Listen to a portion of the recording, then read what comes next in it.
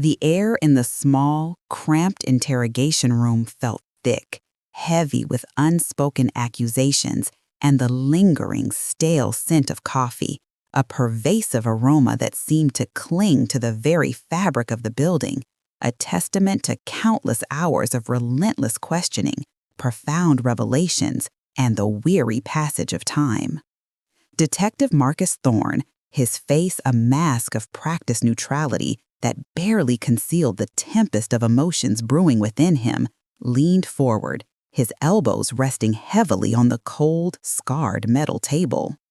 His gaze, unyielding and piercing, met the shifting, increasingly frantic eyes of the man across from him, a man whose composure was now visibly fraying under the relentless pressure. 36 years. 36 long, agonizing years this insidious shadow had loomed over Birmingham, a constant, gnawing question mark etched into the heart of its Black community, a wound that had refused to truly heal, leaving an open ache in the collective memory. Now, the answer, cold, brutal, and utterly devastating, was finally within tangible reach, poised like a poised blade, ready to shatter everything they thought they knew about trust, about loyalty, about the very foundations of community. Birmingham, Alabama, 1987.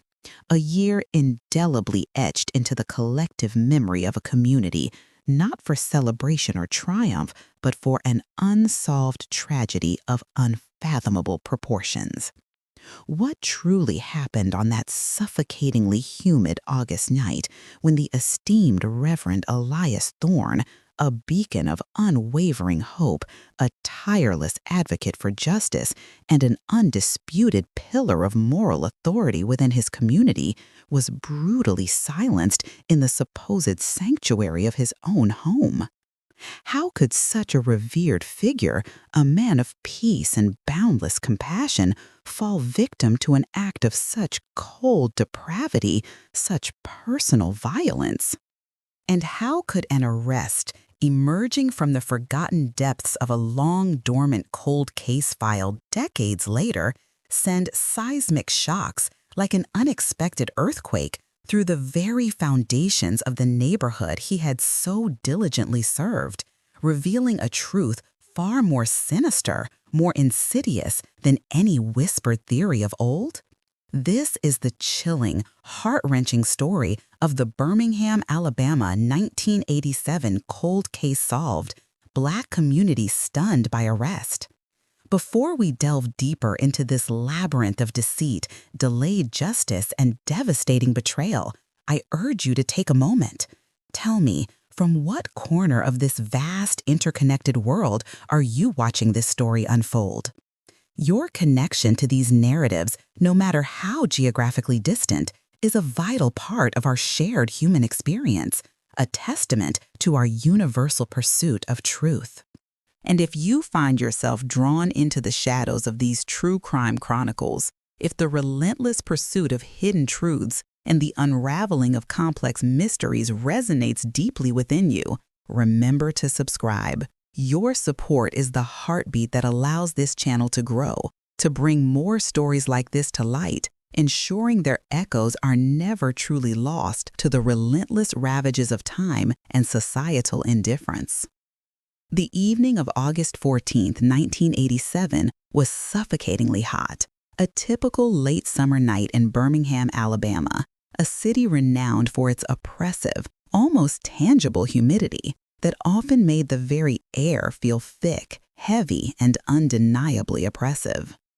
The cicadas, those ancient, unseen orchestral conductors of the Deep South's summer nights, buzzed a relentless, droning symphony from the lush, heavy foliage of the ancient oak trees lining Grace Street in the historic Titusville neighborhood.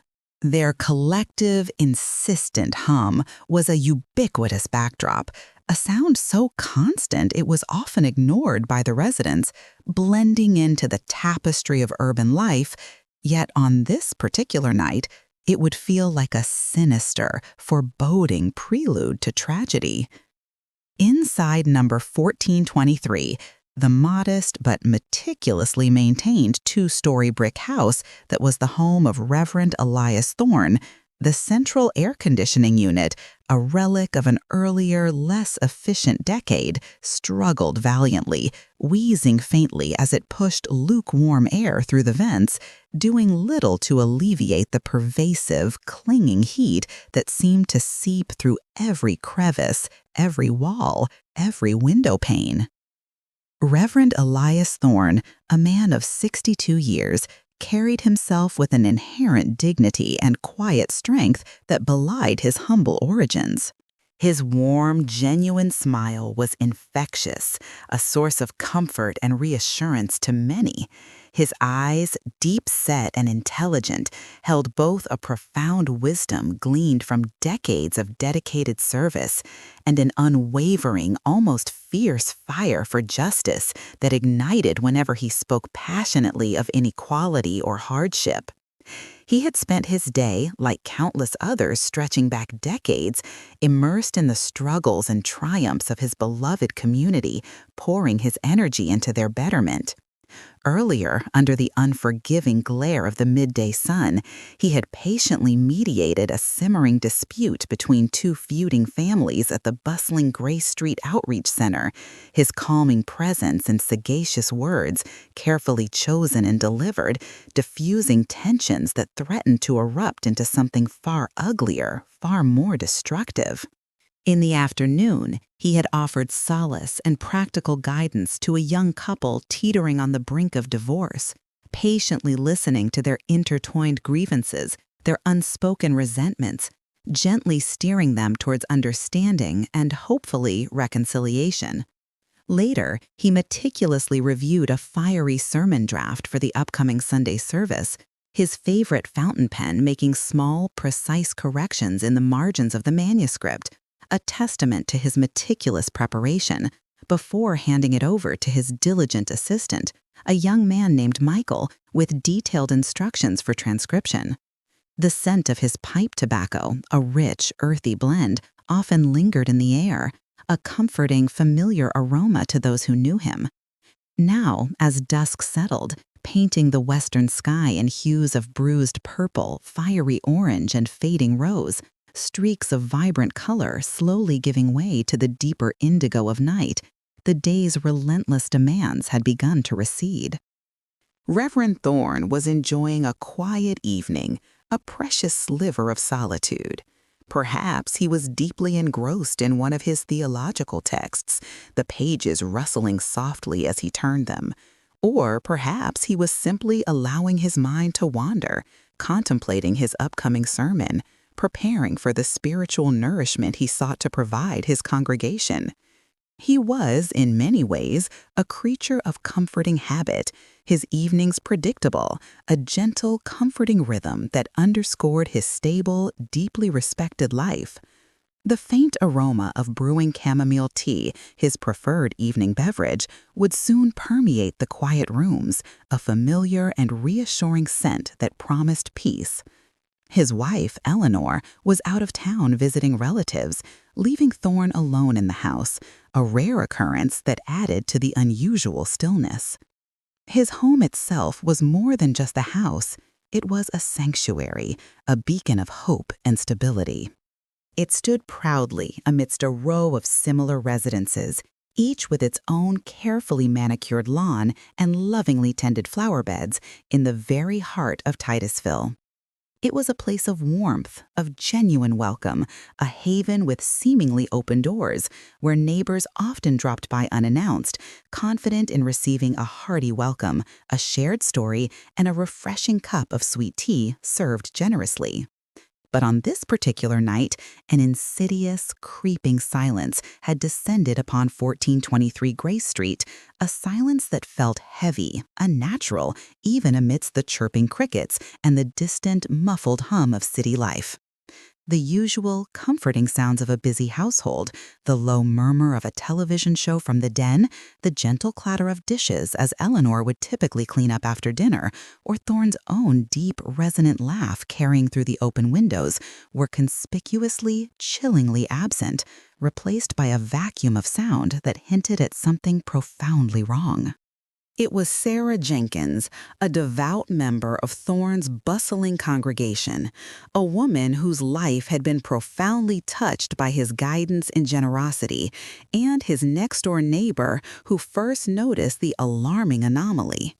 Reverend Thorne, a man of unwavering consistency, always left his porch light on until he retired for the night, usually around 10 o'clock.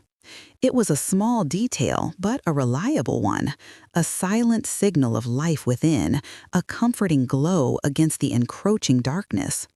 But by 11:30, the light remained stubbornly off, plunging the porch into a deeper, unsettling gloom, a stark, unsettling contrast to the familiar glow of previous nights. A prickle of unease, faint at first, a tiny whisper of apprehension began to spread through Sarah, a premonition she couldn't quite articulate. She tried to rationalize it away, telling herself it was nothing. Perhaps he had simply forgotten, or perhaps he had retired earlier than usual, tired from a particularly long, arduous day. Yet the feeling persisted, an unwelcome, cold tendril of anxiety wrapping itself around her heart, tightening its grip with each passing minute, making her breath catch in her throat. She paced her small living room, the worn patterns on her rug receiving the full brunt of her restless energy. Glancing out her window every few minutes, her gaze drawn almost magnetically to the unlit porch light across the street. It became a beacon of growing dread, illuminating her darkest fears, painting a scene of impending doom. Finally, just past midnight, driven by an instinct she couldn't ignore, an urgent pull that transcended logic, a gut feeling that screamed danger, Sarah decided she had to investigate. The thought of waiting until morning was utterly unbearable, a terrifying prospect. Her footsteps on the cracked concrete path leading to Thorne's front door felt unnaturally loud in the oppressive stillness of the night, each one echoing the quickening, frantic beat of her own heart in her ears. The humid air clung to her skin, making her feel clammy, almost suffocated. The faint scent of night-blooming jasmine, usually so comforting, now felt cloying, almost sickeningly sweet. She reached the door, her hand trembling slightly as she raised it to knock. A hesitant rap at first, barely audible, then firmer, more insistent, her knuckles aching slightly with the impact, the sound jarringly loud in the profound silence. "Reverend Thorne?" she called out, her voice a reedy whisper against the vast, empty night. "Are you all right? Reverend Thorne, it's Sarah." No answer. The silence that followed was absolute, terrifying, broken only by the frantic thumping of her own heart. A chill, despite the oppressive heat that still clung to the night, traced its way up her spine, a cold premonition of unimaginable horror. The front door, usually locked tight, secured against the world with a deadbolt, was, to her shock, slightly ajar. A thin sliver of darkness, deeper and more menacing than the night itself, beckoned her in, a silent, chilling invitation to a scene of profound horror. Pushing it open just enough to peer inside, the stale, metallic scent hit her first, the unmistakable, sickening odor of blood, faint but undeniably present, mingling disturbingly with the musty smell of an old house that had been closed up for too long, of secrets brewing in the stillness. Panic, cold and raw, seized her, paralyzing her for a split second before erupting from her lungs in an involuntary, desperate gasp. Her scream, guttural and piercing, tore through the quiet night, a violent rupture that shattered the cicadas' serenade and drew curtains open in neighboring homes, pulling sleepy, bewildered faces to their windows, their expressions a mixture of confusion and dawning dread. Within minutes, the usually tranquil Grace Street was alive with flashing blue and red lights, their strobing colors painting the brick houses in an eerie, shifting tableau of unsettling illumination.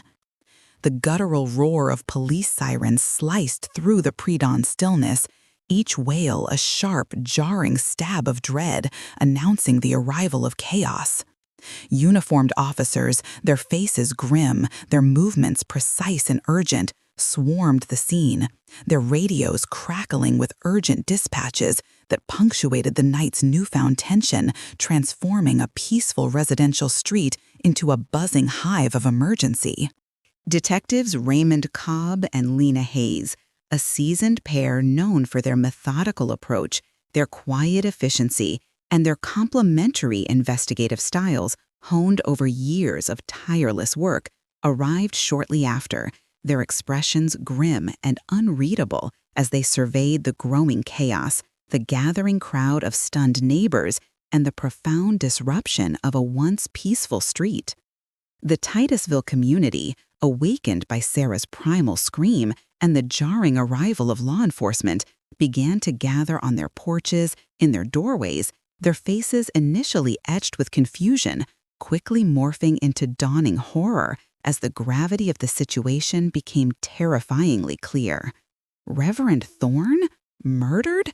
It was an unthinkable prospect, a blasphemy against the very fabric of their existence, a violation of all that was sacred. The question, who would do such a thing, became an unspoken prayer, a desperate, silent plea for understanding in the face of the utterly incomprehensible. A profound sense of vulnerability settled over the entire neighborhood like a chilling mist. The interior of 1423 Grace Street told a gruesome story, one that needed no spoken words, only the stark evidence of the eyes. Reverend Thorne was found in his living room, slumped in his favorite plush armchair, a piece of furniture that had borne witness to countless hours of community meetings, quiet contemplation, and heartfelt discussions. His head rested unnaturally against a blood-soaked cushion, the dark crimson stain a stark, horrifying contrast to the faded floral pattern, a gruesome testament to the violence that had transpired. He had been shot once, at close range, in the chest, the entry wound a dark, ragged hole, the life force draining out of him. There were no signs of forced entry beyond the slightly ajar front door, no broken windows, no pried locks, no splintered wood, suggesting he might have known his assailant or, chillingly, had opened the door willingly to someone he trusted, someone he considered a friend, someone whose presence did not immediately alarm him. The house was not ransacked. Valuables like his antique gold watch, the silver-framed photos of his family proudly displayed on the mantelpiece, and a small stack of crisp $20 bills sitting openly on a side table were all untouched, undisturbed. This immediately ruled out a robbery homicide as the primary motive, throwing the investigation into a far more sinister, deeply personal realm. This was not a crime of opportunity. This was an act of deliberate, focused malice, driven by a motive yet unknown. Detective Cobb, a man whose career spanned over 20 years in the force, a veteran who had seen the worst of humanity and bore the invisible scars of countless tragedies, felt a familiar knot of dread tighten in his stomach. Cases like these, targeting beloved community figures, individuals who embodied hope and progress, left indelible scars that ran deep, not just in the victim's immediate family, but in the entire social fabric of the city, eroding trust and fostering fear. He meticulously scanned the room, his experienced eyes missing nothing, taking in every minute detail with a quiet, intense focus. A teacup, half full with what forensic analysis would later confirm was Thorne's usual chamomile tea, sat precariously on a delicate coaster on an end table, still steaming faintly in the humid air, a poignant detail suggesting the attack happened not long before Sarah's harrowing discovery, a peaceful moment abruptly, brutally interrupted. A well-worn King James Bible, its leather cover softened by countless readings, its pages thin and fragile, lay open on the richly patterned Persian rug beside the armchair, a simple leather bookmark nestled between the pages of Psalms, specifically Psalm 23, the Shepherd's Psalm, a poignant, almost unbearable irony. On a nearby mahogany coffee table, a pair of reading glasses, their frames slightly askew, rested beside a newspaper folded neatly to the crossword puzzle, half finished. It painted a vivid, heartbreaking picture of a peaceful, ordinary evening brutally and irrevocably interrupted, a life extinguished mid-sentence, mid-thought. Detective Hayes, equally observant, her sharp analytical mind already constructing timelines and potential scenarios, knelt carefully beside the armchair, her movements precise, almost reverent, as she was careful not to disturb a single potential piece of evidence. She noted the chilling lack of struggle, the almost serene, undisturbed position of Thorne's body, save for the single fatal wound. It suggested a swift, perhaps unexpected attack, one that offered no chance for defense or plea. Or, chillingly, it hinted at an assailant Thorne did not perceive as a threat until it was far too late, a moment of profound, fatal misjudgment that cost him his life. The bullet casing, a single .38 caliber shell, glinted dully beneath the armchair, an insignificant metallic cylinder holding the key to a momentous crime. Forensic technicians, working with the tools and techniques available in 1987, began their painstaking work, meticulously besting every conceivable surface for fingerprints, from the doorknobs to the end tables, the teacup, even the framed photographs, carefully collecting minute fiber samples with tweezers, photographing every inch of the scene from multiple angles, each click of the camera's shutter echoing the solemnity of their task, a digital record of a shattered life. The air grew heavy with the acrid scent of their specialized chemicals, mingling disturbingly with the lingering metallic tang of blood and the faint residual scent of Thorne's pipe tobacco. Every minute detail was documented, every potential clue cataloged, yet the initial hours, stretching into the harsh light of dawn, yielded frustratingly little in the way of immediate, actionable leads. The scene was almost too clean, too contained for a violent murder, a baffling paradox that gnawed investigators. The community's reaction was immediate, profound, and overwhelmingly heartbroken. Reverend Elias Thorne wasn't just a pastor, he was an institution, a bedrock upon which much of Titusville's social infrastructure was built, a moral anchor. He had founded the Grace Street Outreach Center, a vibrant hub for after-school tutoring programs, essential job training workshops, and, perhaps most importantly, a safe haven for at-risk youth, a place where they could find guidance, mentorship, and escape the escalating dangers of the streets. He spoke out fiercely and eloquently against racial injustice, against systemic inequalities, tirelessly worked to bridge divides between different factions of the community, and offered solace, wisdom, and practical guidance to countless souls who sought his counsel, his door always open. His sudden, brutal absence left a gaping, festering wound in the collective spirit of Birmingham's Black community.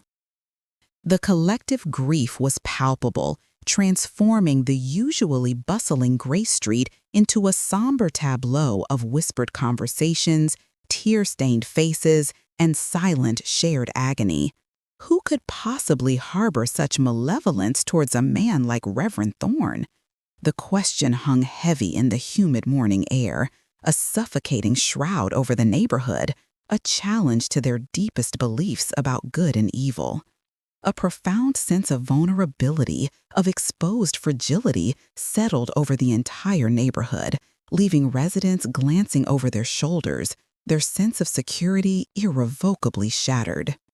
The initial investigation, spearheaded by Detectives Cobb and Hayes, cast a wide, comprehensive net, painstakingly interviewing hundreds of individuals. Police interviewed everyone who knew Thorne, meticulously documenting every interaction, every relationship, no matter how tangential. His grieving family, his closest friends, the hundreds of loyal parishioners of his sprawling congregation, the dedicated staff at the outreach center, even casual acquaintances.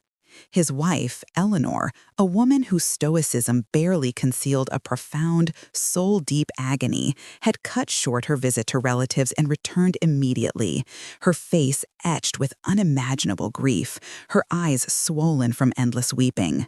She could offer no insight, no glimmer of understanding into who might wish her husband ill. Elias was loved by everyone, she had whispered, her voice raw with sorrow, her words punctuated by choked sobs. He had no enemies. Only those who sought his counsel and his help, those he lifted up from despair. Her words, meant to reassure, only deepened the unfathomable mystery, making the crime seem even more senseless, more terrifying, a black hole of motivation. Detectives delved deep into Thorne's life, searching for any hidden animosity, any disgruntled individual, any secret that might explain such a heinous act. Had he angered someone with a particularly pointed sermon that touched too close to a hidden truth, exposing hypocrisy or wrongdoing? Had a dispute at the outreach center, perhaps over funding or programming, escalated beyond repair into violent resentment? They scrutinized every interaction, every word Thorne had ever spoken in public, every gesture, searching for a crack in his seemingly pristine reputation, a flaw in the diamond that might explain the darkness. They interviewed members of the church council, discreetly checking for any financial irregularities within the church itself or any power struggles that might have turned deadly. They spoke with countless beneficiaries of the outreach center, some of whom Thorne had personally helped escape difficult circumstances: poverty, gang involvement, addiction, despair. One young man, a former gang member named Jamal, who Thorne had personally mentored, helping him get a steady job and turn his life around, wept openly during his interview, swearing eternal loyalty to Thorne. His alibi ironclad and easily verifiable through multiple sources. There were no obvious enemies, no secret financial entanglements, no clandestine lovers, no dramatic feuds that could explain such a targeted, brutal murder. Thorne's life, it appeared, was as righteous and unblemished as his most impassioned sermons, almost impossibly so. This profound lack of a clear, discernible motive became the investigation's first, most perplexing, and ultimately most insurmountable hurdle. The puzzle had no discernible edges, no starting point. The physical evidence was equally elusive, a ghost in the machine, offering tantalizing hints but no definitive answers. While a single .38 caliber casing was recovered from beneath the armchair, providing a caliber for the weapon, no murder weapon was found despite extensive searches of the surrounding neighborhood, the drains, and nearby wooded areas conducted by dozens of officers and canine units. Fingerprints lifted from the scene were either smudged beyond recognition, rendering them useless for identification, or belonged exclusively to Reverend Thorne himself, his wife Eleanor, who was not present and quickly discounted, or frequent known visitors whose prints were accounted for. With the limited technology available in 1987, there was no foreign DNA profile that could be isolated from the minute trace evidence collected. The science simply wasn't there yet. The crime scene processing, though thorough for its time, was inherently limited by the scientific capabilities of the era, a frustrating constraint. No security cameras lined the quiet residential street, a common absence in residential areas of that time, offering no visual leads, no silent witnesses. The few potential witnesses who came forward reported seeing nothing truly out of the ordinary, only the usual late-night activity, a car driving by, lights on in a few houses, a dog barking in the distance, until Sarah Jenkins's piercing scream tore through the night, a sound that would haunt many for years. One neighbor, a retired postal worker named Mr. Henderson, recalled seeing a dark-colored sedan, possibly a Ford Crown Victoria, parked a few houses down around 10:30 p.m., but he couldn't provide a make, model, or license plate with any certainty and hadn't seen anyone specifically enter or leave the Thorne residence. The tantalizing, yet ultimately vague, lead quickly fizzled into nothing, another dead end in a rapidly expanding labyrinth of unanswered questions, leaving investigators frustrated and desperate. As days turned into weeks, and weeks bled into agonizing months that stretched into years, the initial flurry of police activity, the palpable sense of urgency, the round-the-clock investigation, gradually gave way to a grinding, frustrating stalemate. The case grew colder with each passing day, the trail of fresh leads evaporating into the humid Alabama air, becoming an insoluble mystery. The police, despite their best, most dedicated efforts, were hitting brick walls at every turn, their frustration mounting with each fruitless inquiry, each dead-end interview. Theories circulated like wildfire through the traumatized community, each one more unsettling than the last, fueled by fear and uncertainty. Was it a random transient, a stranger passing through, driven by a momentary impulse of violence? Was it a hate crime, a reprisal against Thorne's outspoken activism during a period of lingering, simmering racial tensions in the South, despite the civil rights victories of decades past? Was it a disgruntled former employee of the outreach center, someone Thorne had perhaps dismissed or disciplined, who harbored a secret murderous resentment? The most unsettling theory, whispered in hushed, fearful tones behind cupped hands in church pews and grocery aisles, was that it was someone Thorne knew, someone he trusted implicitly, who had effortlessly gained entry to his home. This idea was particularly insidious, a venomous poison eroding the very sense of safety and community Thorne had worked so tirelessly, so passionately to build. The thought that evil could wear a familiar face, a friendly smile, a comforting demeanor, was profoundly terrifying, shaking the very foundations of their social order. Years passed. The yellow police tape that had once cordoned off 1423 Gray Street eventually came down, its stark barrier slowly replaced by the mundane rhythm of daily life. The memorial flowers, once vibrant and numerous, forming a colorful shrine to a lost leader, withered and were gently cleared away, their petals scattering in the wind, like memories fading with time. The headlines, once screaming with outrage and grief, faded from the front pages, replaced by new crises, new stories, new tragedies demanding attention. The collective memory of Reverend Thorne remained, a cherished, revered figure, a legend almost, but the burning intensity of the need for immediate answers began to dim, replaced by a dull, persistent ache of resignation, a quiet acceptance of the unknown. Detective Cobb and Hayes, though they moved on to other cases, their careers progressing, never truly forgot Elias Thorne.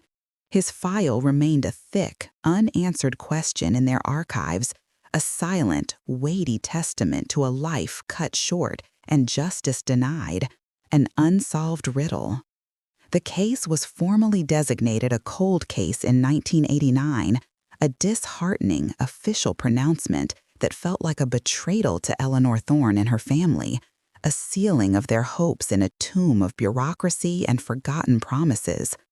They held on to hope, a fragile, flickering flame in the vast darkness of uncertainty, but with each passing year, that flame threatened to extinguish entirely, succumbing to the relentless march of time, to the cruel hand of oblivion. The children who had once looked up to Reverend Thorne as a second father, a guiding light, had grown into adults, many of them leaving Birmingham, carrying the unresolved trauma of his death with them, a silent burden across state lines, a wound that never truly closed. The Gray Street Outreach Center continued its vital work, a living, breathing legacy of Thorne's vision, but its founder's absence was a constant, mournful echo in its bustling halls, a phantom limb forever missed, a gaping void that could never be filled. Fast forward to 2021, 34 long, arduous years after the brutal murder of Reverend Elias Thorne. A new wave of popular true crime podcasts and documentaries, coupled with groundbreaking advancements in forensic technology, had spurred many police departments across the country to revisit their most challenging, most intractable unsolved cases, driven by a renewed public interest and new scientific capabilities. The Birmingham Police Department was no exception. Under the forward-thinking leadership of Captain Evelyn Reed, a determined advocate for victims and their families, a dedicated cold case unit was established, comprised of a new generation of investigators fueled by modern tools and an unshakable resolve, a fresh pair of eyes on old mysteries. Among the hundreds of dusty, yellowed files awaiting review, each one a testament to a life cut short and a mystery left hanging, the file of Reverend Elias Thorne stood out, its weight a palpable presence, its pages brittle with age. It represented not just a single murder, but a gaping wound in the very heart of Birmingham's Black community, one that had festered for decades, never fully healing, never truly allowing closure, a symbol of unresolved pain. Detective Marcus Thorne, a distant cousin of the slain Reverend, though he never knew him personally, having been born years after the tragedy, was assigned to the case. A meticulous investigator, with an almost obsessive attention to detail, a man known for his relentless pursuit of every shred of evidence, Marcus felt a deep, profoundly personal connection to the story. He had heard whispers of the Reverend's murder growing up, a cautionary tale passed down through generations, a somber specter that haunted family gatherings, a symbol of unresolved pain and unanswered questions. Now he had the chance, a duty almost, to bring closure, to finally bring peace to his family and to the community, to lift that heavy shadow. His first step was to meticulously re-examine every single piece of evidence, every faded police report, every grainy black and white photograph, every meticulously typed interview transcript from the original 1987 investigation. The original detectives, Cobb and Hayes, long retired and enjoying their twilight years, were contacted and, with surprising eagerness, offered their insights, their memories still sharp despite the decades that had passed, their frustration with the cold case still palpable. Their unfulfilled desire for justice, a raw, burning emotion, was a testament to the elusive, baffling nature of the case and their own past struggles. The forensic evidence, or what little there was that could be meaningfully re-examined, became Marcus's primary, almost singular focus. In 1987, DNA analysis was in its absolute infancy, a cutting-edge concept barely understood, certainly not widely implemented in routine criminal investigations, limited to rudimentary blood typing. By 2021, however, it had evolved into an incredibly powerful, precise tool capable of isolating genetic material from incredibly minute, almost invisible samples, providing a unique biological blueprint, a silent, irrefutable witness.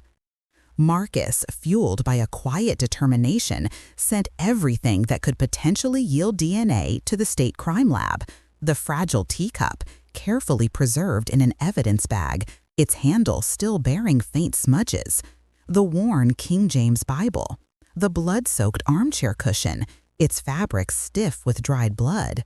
even minute trace fibers collected from the crime scene that had been sealed away for decades, awaiting a future technology. The hope was small, almost a flicker against the vastness of the years, a tiny ember in the dark, but it was persistent, an unshakable belief in scientific progress, in the power of time to reveal truth. He knew, with a certainty born of modern training, that the technology had evolved exponentially. A single epithelial cell, invisible to the naked eye, a microscopic fragment of skin or saliva, could now tell a story that was impossible to decipher 30 years prior. A silent witness, finally given a voice, a ghost from the past brought to life. Weeks turned into months of painstaking reanalysis by the dedicated forensic team, working tirelessly under the precise, focused light of the lab. The lab technicians, employing specialized equipment, meticulously went through each item, using advanced PCR amplification and STR analysis, methods unthinkable in the 80s. The first breakthrough came unexpectedly from a seemingly insignificant piece of evidence that had been overlooked, or rather misinterpreted, in the original investigation: a small, almost microscopic blood smear found on the underside of the armchair cushion, which had been previously dismissed as part of the victim's bloodstain in the crude, less sophisticated analysis of 1987. Modern forensic techniques, employing advanced luminol tests to detect latent blood, followed by subsequent DNA extraction protocols, allowed the lab to isolate not one, but two distinct DNA profiles from that tiny, overlooked sample. One profile, as expected, belonged unequivocally to Reverend Elias Thorne. The other, however, was clearly and definitively unknown. It was a complete male profile, not matching anyone in the Thorne family, not matching any of the original persons of interest, not even the casual visitors whose prints were on file. This was it. This was the opening they had desperately needed, the crack in the stone wall that had defied them for so long, a beacon of hope in a decades-long darkness. The unknown DNA profile, a sequence of genetic code that held a silent truth for 36 years, a secret etched into the very molecules of life, was immediately uploaded to CODIS, the National DNA Database, a vast repository of genetic information from convicted offenders and unsolved crime scenes across the country. Days later, a ping, a digital handshake across the immense network, came back. A match. The name that appeared on the screen, illuminating the grim faces in the cold case unit with a harsh, revealing glow, sent a ripple of profound disbelief, then a chilling silence through the room. It was not a career criminal, not a known assailant with a history of violence, not some transient stranger from the fringes of society, a random act. It was a name deeply intertwined with the very fabric of Reverend Thorne's life and legacy: Arthur "Art" Simmons. Arthur Simmons. The name echoed in the otherwise quiet halls of the police department, a ghost from the past now brought into the harsh, unforgiving light of the present. Arthur was not merely a peripheral acquaintance. He was a prominent, highly respected figure in the Titusville community. He was the current, long-standing director of the Grace Street Outreach Center, the very institution Reverend Thorne had poured his heart and soul into founding, and which now thrived under Simmons's ostensibly dedicated leadership. He had worked alongside Thorne for over 15 formative years, starting as a young, eager volunteer fresh out of college, mentored directly by the Reverend, rising through the ranks with quiet efficiency to become his trusted confidant, his right-hand man, and, eventually, his hand-picked successor. Arthur was universally known for his tireless dedication to the center's mission, his eloquent, stirring speeches at community gatherings, and his seemingly unwavering, almost fervent commitment to Thorne's original vision of upliftment and empowerment. He was not just a community leader, He was also a revered deacon in Thorne's church, a respected elder statesman, a man who regularly spoke at local events, often invoking the spirit, the wisdom, and the enduring legacy of Reverend Elias Thorne, his voice often thick with what everyone believed was genuine, profound grief and admiration. He had delivered one of the most moving eulogies at Thorne's packed funeral, his words resonating with palpable sorrow, his face a mask of what the community perceived as heartfelt devastation. The idea, the very notion that this man, Arthur Simmons, could be the cold-blooded killer was not just shocking, it was an assault on the community's collective psyche, a betrayal of the deepest, most sacred trust, ripping apart the very fabric of their understanding of good and evil, good intentions and hidden malice. Detective Marcus Thorne felt a cold, sickening wave wash over him as he stared at Simmons's impeccably framed picture on the screen, a photo taken from a recent community award ceremony, Simmons beaming, accepting a plaque in Thorne's honor, his smile wide and seemingly genuine. He recalled Arthur Simmons vividly from his own childhood, a man revered, a pillar of strength and integrity, almost a mythological figure in the stories of the community's resilience and success. The community had mourned Thorne collectively, openly, and Simmons had been one of the strongest, most eloquent voices of that mourning, a symbol of continuity and healing, a reassuring presence. Now, that very voice, that very symbol, was implicated in the unspeakable crime it had so publicly, so dramatically lamented. The arrest of Arthur Simmons was planned with extreme caution, every detail meticulously considered, every contingency accounted for. The department understood the volatile, explosive nature of the situation. Simmons was not just any suspect. He was an icon in the Black community, an embodiment of the progress Thorne had fought for, a living testament to his enduring impact. His arrest would undoubtedly cause a massive, destabilizing shockwave, tearing apart decades of carefully constructed narratives, a devastating revelation.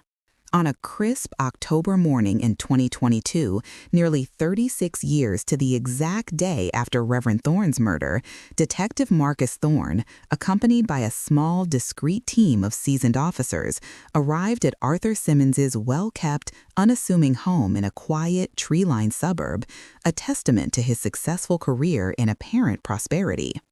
The street was quiet, eerily so, much like Gray Street on that fateful August night, only this time the tension was palpable, not from absence, but from the imminent, crushing presence of devastating truth. Arthur Simmons, a man now in his late 60s, his hair impeccably silvered, still carried himself with an air of quiet dignity, an aura of respectability that had been honed over decades of public service. He opened the door, his expression one of polite, almost surprised inquiry, quickly morphing into profound confusion, then dawning comprehension as he saw the glint of badges and the grim, unyielding faces of the officers. When Detective Thorne uttered the words, his voice low but firm, "Arthur Simmons, you're under arrest for the murder of Elias Thorne," the carefully constructed facade, the lifetime of pretense, crumbled.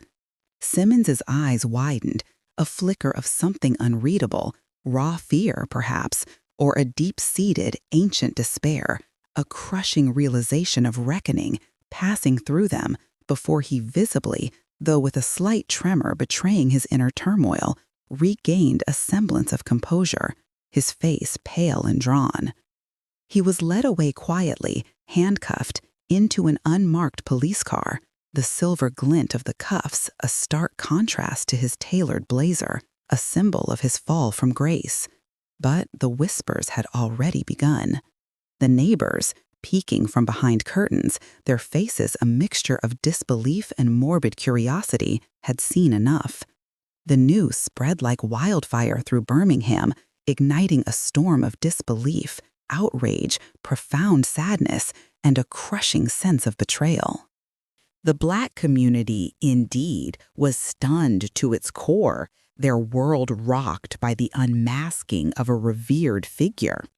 The ensuing interrogation was a masterclass in psychological warfare, a slow, meticulous dismantling of a carefully constructed identity that had stood for decades.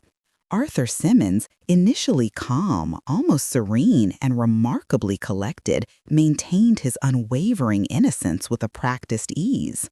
He spoke eloquently, passionately of his profound respect for Reverend Thorne, his revered mentor, his cherished friend, a man who had pulled him from obscurity and given him purpose and direction. He spoke of the decades he had dedicated selflessly to continuing Thorne's invaluable legacy at the Outreach Center, expanding its programs, touching countless lives, a narrative he had refined over many years. He reiterated the well-worn narrative of his public life, a life seemingly beyond reproach, a beacon of virtue in the community, his voice steady. But Detective Marcus Thorne, armed with new evidence and an unyielding commitment to truth, had done his homework, preparing for this moment for months, anticipating every deflection. He presented the DNA evidence, coldly, factually, without emotion, a devastating blow.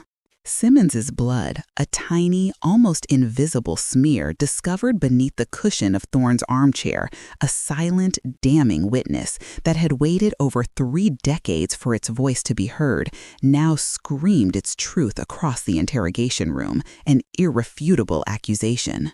The revelation hit Simmons hard, a physical blow, visibly rocking him.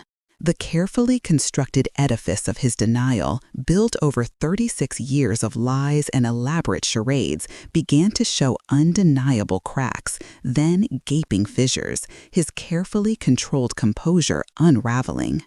As the hours wore on, punctuated by the rhythmic hum of the ventilation system and the occasional distant siren, the details began to emerge, not in a full, immediate confession of guilt, but in a slow, agonizing trickle, each drop a corrosive acid eating away at the meticulously cultivated image of the man the community had revered. Arthur Simmons finally, reluctantly, confessed. It was not a straightforward admission, but a desperate, self-serving unraveling of a long-buried secret, a tortured narrative crafted to mitigate, to rationalize, to justify the unjustifiable. He claimed it was an accident, a tragic misunderstanding born of a moment of panic, an unfortunate confluence of circumstances that spiraled out of control. But the cold, hard facts, meticulously gathered and presented, told a different, far more sinister story, one of calculated desperation and premeditated violence, a deliberate act.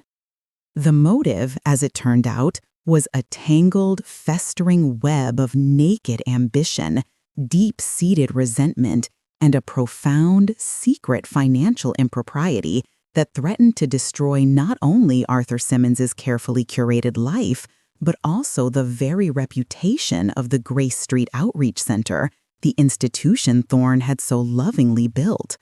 Reverend Thorne, a man of uncompromising integrity, a moral compass for his community, had discovered a series of increasingly glaring discrepancies in the center's financial records during his routine, diligent review.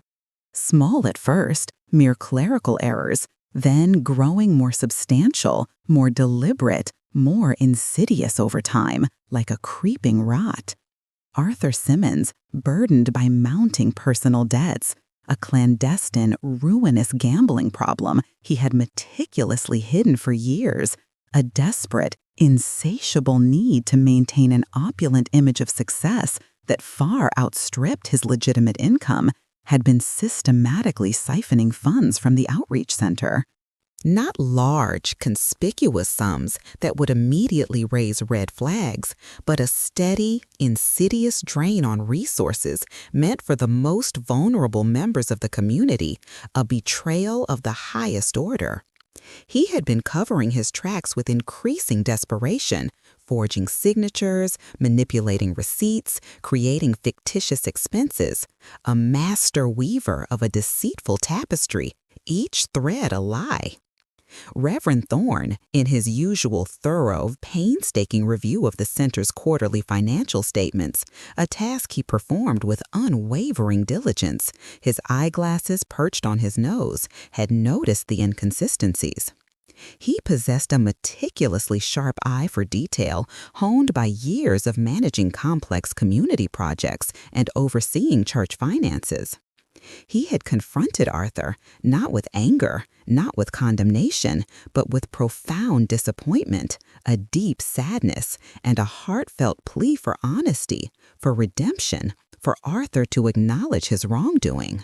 He wanted Arthur to confess, to seek professional help for his addiction, and to make amends, to right the wrongs he had committed against the very people they served.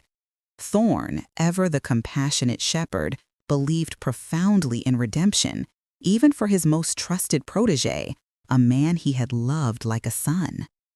On that suffocating August night in 1987, Arthur Simmons, his heart pounding a frantic rhythm against his ribs, his palms sweating, had gone to Thorne's home, summoned by an urgent, terse message left on his answering machine, its tone unmistakable. He described the humid air, the heavy stillness, the faint, struggling hum of the air conditioning battling against the relentless heat, a futile effort. Thorne, ever the gracious host, had invited him in, offering him a cool glass of water, placing it gently on the coaster on the end table, a small act of kindness that would later be tragically overshadowed by profound violence. The conversation was initially calm, almost gentle, despite the immense weight of the topic. Thorne, his voice soft but firm, laid out the irrefutable evidence of the embezzlement, the detailed discrepancies he had found, the carefully highlighted ledgers, the missing invoices, the falsified records, a dossier of Simmons's betrayal. Thorne explained, with a sorrowful tone that cut Arthur to the bone, that he would have no choice but to report the findings, not just to protect the vital resources of the center from further theft, but, crucially, to help Arthur face his demons, to force him to confront the self-destructive path he was on, to save him from himself. He offered unwavering support, professional counseling contacts, a clear path to recovery, but the exposure, the public accounting, he insisted, was non-negotiable, a matter of principle. "Arthur," he had said, his voice laced with an aching sorrow that still echoed in Simmons's memory, "integrity is not something you can negotiate away. It is absolute. We built this center, our very community, on trust, on transparency. We cannot betray that trust, not for anyone, not even for you, my son. The truth must come out." In that precise, pivotal moment, a chilling switch flipped within Arthur's mind, a dark mechanism engaging with a sickening click, drowning out all reason. The benevolent mentor, the compassionate father figure, suddenly transformed into an insurmountable obstacle, an existential threat to his carefully constructed life, to his very identity, his perceived success. The suffocating shame, the raw, visceral fear of public humiliation, the terrifying prospect of exposure, of prison, of losing everything he had meticulously built, it all overwhelmed him, consuming his rational thought, pushing him to a breaking point. He had brought a small, easily concealable .38 revolver with him that night, tucked into the waistband of his pants, a desperate measure, he had told himself, just in case he needed to scare Thorne, to intimidate him, to force his hand, to make him reconsider, to silence his objections. But as Thorne spoke, his words like hammer blows against Arthur's desperate pleas, against his flimsy justifications, the intention shifted. The cold fear morphed into a chilling, murderous resolve, a terrifying certainty that offered a twisted solution. He couldn't let Thorne expose him. The thought, raw and terrifying in its finality, solidified in his mind, eclipsing all compassion, all reason, all memory of friendship. He remembered the sudden, blinding flash of the gun, the deafening, explosive roar that seemed to swallow the entire quiet living room, the immediate, sickening thud as Thorne's body slumped lifelessly in his armchair, a profound silence following the gunshot that was even more terrifying than the blast. He remembered the acrid, metallic smell of gunpowder, mingling disturbingly with the faint, sweet scent of Thorne's pipe tobacco and the lingering aroma of chamomile tea, creating a grotesque symphony of scents. The half-full teacup, still steaming faintly on the end table, remained an untouched, silent witness to the atrocity. He had felt a hot spray of blood, a small warm droplet landing on his outstretched hand, which he instinctively, frantically wiped on the underside of the armchair cushion as he moved, in a macabre dance of panic, to check Thorne's pulse, a performative gesture even in his terror. The action, unconscious and reflexive, a desperate attempt to clean himself, to erase his presence, would be his undeniable undoing decades later, a silent, molecular witness to his crime. He had stared at Thorne, lifeless, his eyes wide and vacant, a man who had only ever shown him kindness, mentorship, love, now a brutalized victim of his own desperate, monstrous act. Panic, cold and absolute, truly set in, paralyzing him for a fleeting moment. He then frantically wiped down every surface he might have touched, the doorknob, the end table, the back of the armchair, though crudely, imperfectly, leaving invisible traces. He purposefully opened the front door slightly, leaving it ajar, a clumsy, last-ditch attempt to make it look like someone else might have walked in, a stranger, or as if Thorne had opened it for an unknown assailant, a random act of violence. Then he fled into the humid, suffocating night, leaving the chaos, the death, and the indelible stain of his crime behind. He went directly home, washed the blood from his hand with a frantic desperation, disassembled the revolver, and disposed of the pieces in a deep, abandoned quarry outside the city, ensuring it would never be found, a secret buried with the weapon.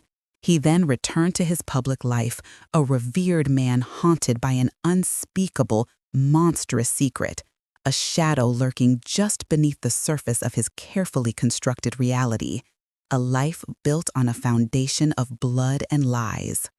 The revelation of Arthur Simmons's guilt and the sordid details of his motive sent shockwaves far beyond the confines of the police department and the courthouse, reverberating through every corner of Birmingham. The community, still reeling from the initial news of Arthur's arrest, was now faced with an even more devastating, soul-crushing truth.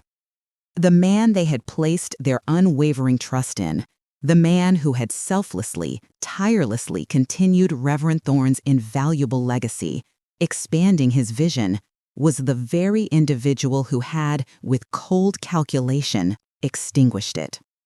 The psychological toll on the community was immense, a wound reopening with fresh, agonizing pain, a deep trauma that threatened to divide. For 36 agonizing years, Arthur Simmons had stood alongside them, mourning with them, leading them, offering solace and guidance, all while carrying the unspeakable, horrifying burden of his crime, a silent pact with the devil. Every sermon he preached from the pulpit, every heartfelt speech he gave about Thorne's unwavering commitment to integrity and justice, every tear he shed at memorials and anniversaries, was now seen through a horrifying new lens, a prism of deceit and betrayal, a cruel mockery of their shared grief. He had not just murdered a man, he had, in a deeper, more insidious way, murdered the community's faith in itself, in its trusted figures, in the very idea of justice and moral rectitude within its own ranks. The betrayal was so profound, so personal, it left an invisible, festering scar on the collective soul of Titusville, a wound that would take generations to heal. The subsequent trial was heavily publicized, a somber, grim circus attracting local and national media, all vying for details of the shocking fall of a community hero, a story that gripped the entire nation. Arthur Simmons, now stripped of his carefully cultivated dignity, a man exposed, sat in the courtroom, his face gaunt, his eyes holding a haunted, distant look, refusing to meet the gaze of the grieving Thorne family, his former friends, his former congregants. His high-profile defense team attempted to argue for diminished capacity, for a moment of extreme duress, for a tragic accident born of panic, portraying Thorne as an aggressor in a financial confrontation, a man too rigid in his principles. But the prosecution, led by a relentless, charismatic district attorney, presented an overwhelming, meticulously constructed case that systematically dismantled every defense argument. The DNA evidence, undeniable and precisely placed, definitively placed Simmons at the scene of the crime, his blood a silent, eloquent accuser that spoke louder than any words. His own detailed confession, corroborated by the financial records painstakingly reconstructed from Thorne's original, meticulous notes and bank statements, painted a clear, chilling picture of calculated betrayal and premeditated murder motivated by the cold fear of exposure. The prosecution emphasized Thorne's unwavering principles, portraying him not as an antagonist, but as a righteous man, attempting with compassion and conviction to save a lost soul, only to be brutally silenced for his unwavering moral stance. The story presented was one of a noble man's ultimate sacrifice for integrity, a modern-day martyr. The climax of the trial, a moment that held the courtroom in a suffocating grip of anticipation and tension, came when Eleanor Thorne, Reverend Thorne's widow, now a frail but remarkably resolute woman in her late 80s, her silver hair pulled back severely from her determined face, took the stand. Her voice, though soft and tinged with the fragility of age, carried an immense weight of 3 decades of unspoken sorrow, of unanswered questions, of sleepless nights. She spoke not of hatred, for that emotion seemed too small for her vast grief, but of the profound, gaping void Arthur Simmons had created in her life, in her children's lives, in the lives of their grandchildren who never knew their revered grandfather, and in the very heart of the community. She recounted with quiet dignity the endless nights of wondering, the crushing burden of not knowing, the constant replaying of what-ifs, the phantom presence of her beloved Elias. Her testimony was a powerful, raw testament to the enduring pain of an unsolved crime and the soul-deep agony of betrayal. In a moment of breathtaking courage, she looked directly at Arthur Simmons, her eyes, though clouded with age, piercing through his hardened, impassive exterior, and simply asked, her voice barely a whisper, but echoing with thunderous impact through the silent courtroom, "Why, Arthur, after all he did for you, all the love, the guidance, the trust? Why?" The question hung heavy in the air, unanswered, yet devastating in its simplicity and profound sorrow, a testament to the unquantifiable cost of his actions, a question that would forever linger. Simmons stared ahead, his face an impenetrable mask, his gaze fixed on some distant, unseen point, refusing to meet her eyes, a final act of cowardice, a refusal to confront the pain he had caused. The jury, after days of intense deliberation, sequestered and reviewing every piece of evidence, every testimony, every photograph, returned a guilty verdict on all counts. Arthur Simmons was convicted of murder. The courtroom erupted, not in cheers, for the gravity of the moment was too immense, but in a collective ragged sigh of grief and exhausted relief, a communal exhalation of decades of held breath. Justice, delayed by over 3 decades, had finally, undeniably arrived.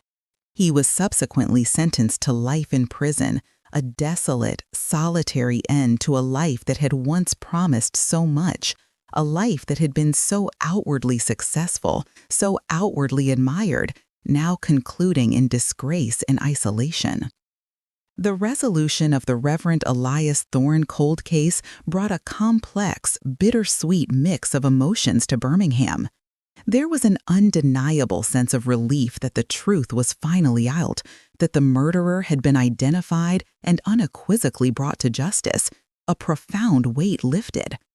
For Eleanor Thorne and her family, it offered a semblance of closure, a final, painful chapter to a story that had haunted them, defining their lives for generations, finally allowing them to grieve with certainty.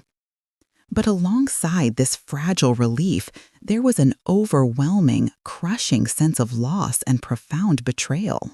The community grappled with the devastating realization that the killer had been living among them, walking in the shadow of the man he had murdered, revered, and respected for an entire lifetime, a chilling presence.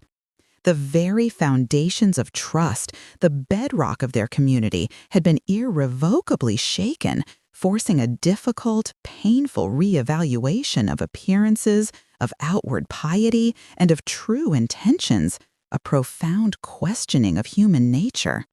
The wound of betrayal ran deeper than the bullet wound, a scar on the soul of the community.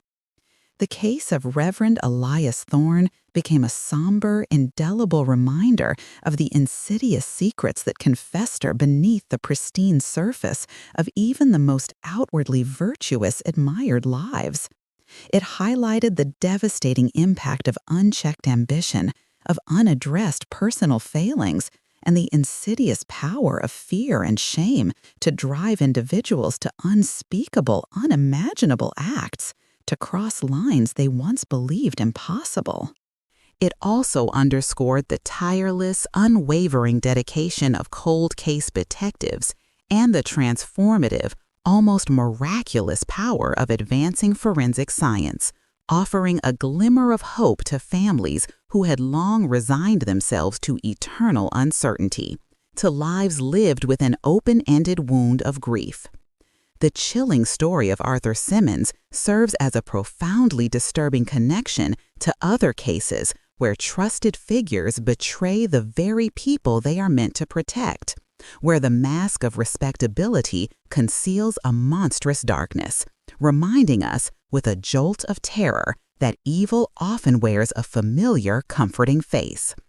It echoes patterns of hidden power struggles within seemingly benevolent institutions, the corruption of moral authority, and the tragic consequences when personal failings are allowed to fester in secret, turning a beacon of light into an instrument of ultimate, heartbreaking betrayal.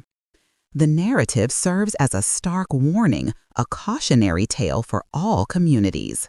Reverend Elias Thorne's legacy, once overshadowed by the lingering, agonizing question of his killer's identity, can now finally be fully celebrated, untainted by the shadow of the unknown, standing proud and whole once more, his contributions fully recognized. His work, his dedication, his unwavering spirit of justice, his profound impact on countless lives will endure, his memory eternally cherished, a true hero. But the deep, ugly scar left by Arthur Simmons's betrayal will forever remain, a somber, chilling testament to the fragility of trust, the deceptive nature of appearances, and the hidden, unfathomable depths of human depravity, a permanent reminder of the darkness that can reside within. And you? What do you think truly happened in Arthur Simmons's mind in those fatal, panicked moments? Was it pure, unadulterated desperation to protect his secret, to escape the consequences of his financial ruin? Or was there a deeper, darker resentment, an envy, a sense of being perpetually overshadowed by Thorne's towering figure that had festered for years beneath his public veneer of devotion? The full psychological complexity of such a profound betrayal, the complete unraveling of his inner world, the exact sequence of thoughts that led to murder, may forever remain elusive, a chilling mystery hidden within the tortured mind of a man who wore a mask of virtue for decades, perfectly concealing his monstrous secret. The silence of the grave holds Reverend Thorne's perspective, his side of the tragic confrontation, and the true, unvarnished depths of Simmons's soul remain a locked, impenetrable chamber, leaving us, the living, to forever ponder the true face of evil lurking behind a comforting, familiar smile. The final, echoing question remains, a whisper in the dark that continues to haunt. Could such a betrayal happen again? Even now, in plain sight, in a community we believe to be safe and just?